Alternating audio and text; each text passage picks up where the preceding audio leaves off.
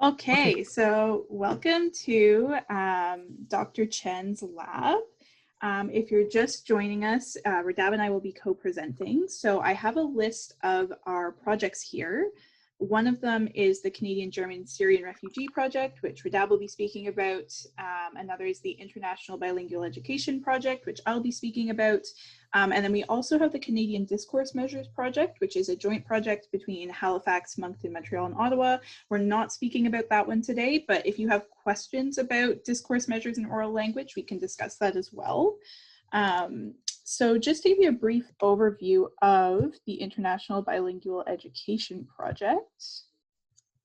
It's a collaboration with China, the Netherlands, and Canada, so it's an international project. We're trying to disentangle multilingualism from special education needs, so whether it's a normal language delay or whether they actually need special support.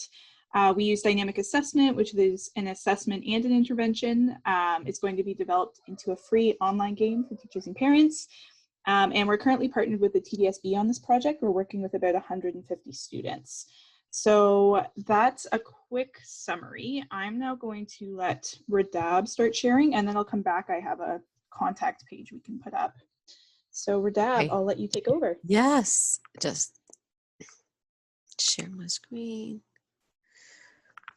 Okay. So in this project, actually I'm working with Professor Becky Chen. She's the lab supervisor for our multilingualism and literacy lab. I'm a PhD student in my final year, and I'm the project coordinator for the refugee project. We look at the language and literacy development of Syrian refugee children and youth. You know, being the immigration process at all is very challenging for new people.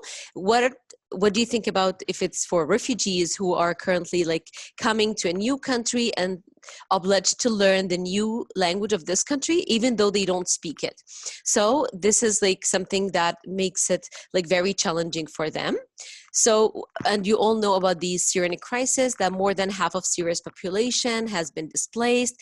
There have been a lot of attention globally and internationally, and Canada took a lead in hosting a lot of these refugees. More than 50,000 refugee newcomers to Canada have been hosted, and they have been integrated in the Canadian society, and they're learning in the schools, learning the new language, and trying to socially integrate in the Canadian community. Now, when we are looking at the refugees in Canada, we need to think about their linguistic needs and how they are going to speak a language that they haven't been exposed to before. We are going to look at also what are the obstacles for their success. For example, a lot of these kids, they came with interrupted education and social emotional traumatic experiences.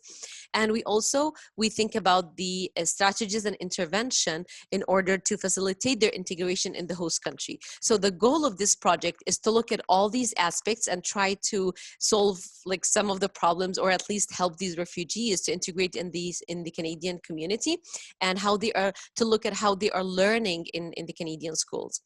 Why did we think about that? Because the quantitative research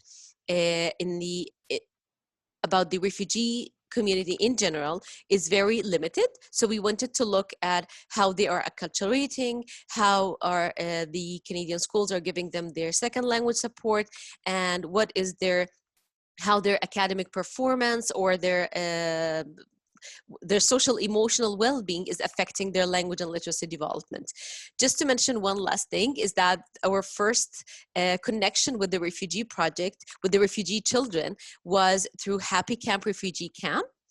In this camp, we tried to bridge the gap between two different cultures, and we tried to enhance their English language proficiency by making language and literacy sessions that focus on English language. And also, we tried to reduce the negative effect of the summer slide, because those kids, they had interrupted education, they haven't been exposed to formal language. So our involvement in this camp was really crucial for them in order to, try to see how the school looks like.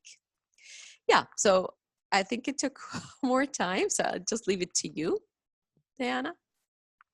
Okay, so what I'm going to post is just our contact information, and then I believe we'll open it up for questions.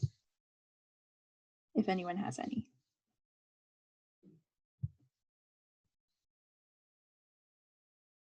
Maybe not. So feel free to take a screenshot of this if you'd like. We will also be sending out the recording. So if you contact us, we can send it to you. We have a bunch of other resources as well. And for those of you who are watching this afterwards, because we'll be posting this a bunch of different places, also feel free to reach out anytime. Okay.